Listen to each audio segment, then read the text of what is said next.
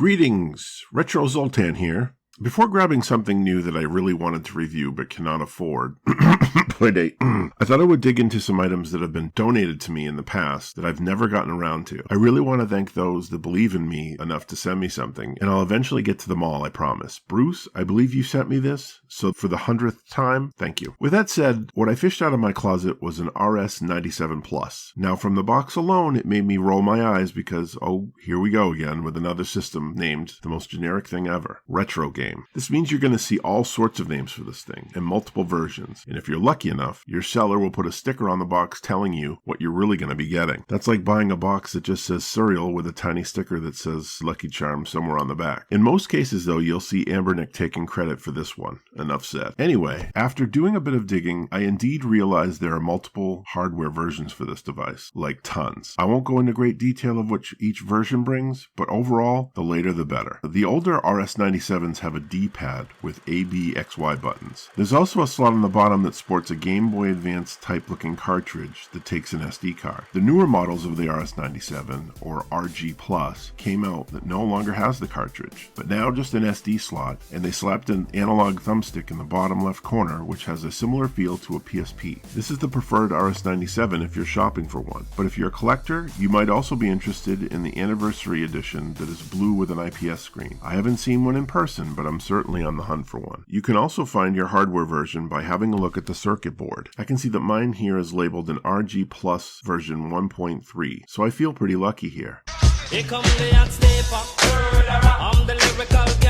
This system is several years old now, but the good thing with that in this case is that there's going to be some well-tested custom firmware out there to make this better from the start. For more details on how to upgrade custom firmware onto your RS-97, I'll provide a link below to my website that can give a lot more detail. The latest stable custom firmware for the RS-97s is Retro Firmware 2.2, so I loaded that up as well as every emulator and standalone game this thing can handle. Since this runs Open Dingus, there are a lot of OPK files to arm this thing to the teeth. You can customize this thing as much as you want. Specs for the RS-97 Plus is that it has a 3-inch 320 by 240 screen, a 7Z4760B CPU, and 128 megs of DDR2 RAM. This battery is an easily replaceable BP5L with 1800 milliamp hours, which lasts a good 4 to 5 hours easy. Handling and taking a look at the RS-97 Plus, I'm fairly pleased with what I'm looking at here. The size of the unit is good, the buttons feel great, and the D-pad pivots perfectly. The triggers have a good spring to them and are easy to reach, and the analog stick is a nice addition. I will admit a lot of times I ignore the analog stick on this hardware, but I'm happy there is one. The top has a mini USB charging port, which of course is pretty old school, but it works fine. If yours came with a cable, hold on to it because they're harder to find these days. The top also has an AV port if you have the proper cable and want to connect it to your TV. And it also has a brightness button, which comes in fairly handy depending on what environment you're playing in. The sides have an on-off button and a volume knob,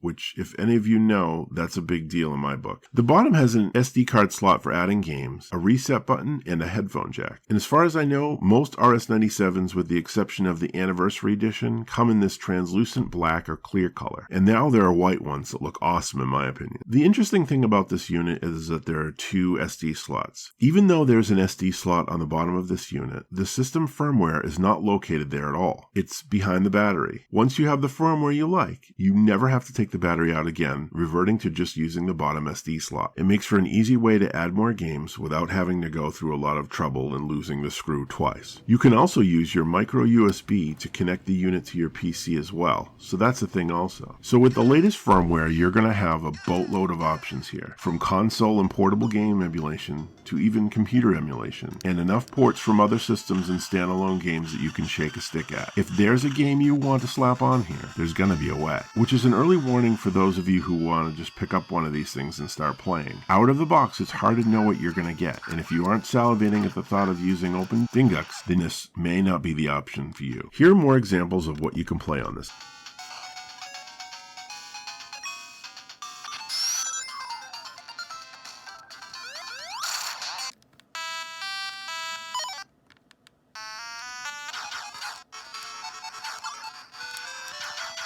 thing. As far as performance, most games work just fine from what I can see. Once you get into the PlayStation though, that's when you start maxing out the hardware and start seeing a drop in frame rates. Even a simple game like Crash Bandicoot can be played, but it's not going to be the best experience. Sega CD was a surprise that worked on some games but not others, especially full motion video games, something that Sega CD is known for. I'm not sure why, but I really didn't expect the RS-97 to be so versatile. It can play quite a bit, and thanks to the vast array of OPK files, you can keep adding and building up your system. It's going to keep you busy for way longer than you expected. If you're the type to just pick up and play though, you're kind of at the mercy of what's on there, so you might not be happy. Despite its age, it's still something people buy new. Hell, I have a friend who admits he owns 6. It's not that hard to find one these days. It's still a popular item, and you can usually find one between $50 to $70 reasonably off the usual websites. If you really want one, my biggest advice is to obviously grab ones that have the analog joystick. Make sure that's what you're getting before hitting the purchase button. And if you want something more powerful that has the same capabilities, I say start looking at the Anbernic RG-350. And that's all I have to say about the RS-97 Plus.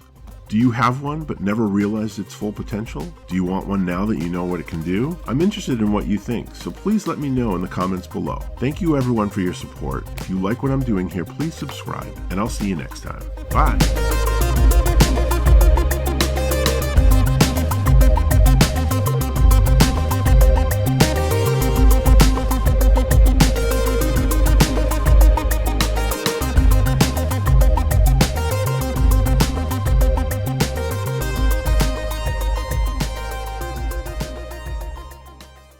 Do you like hot fudge sundaes?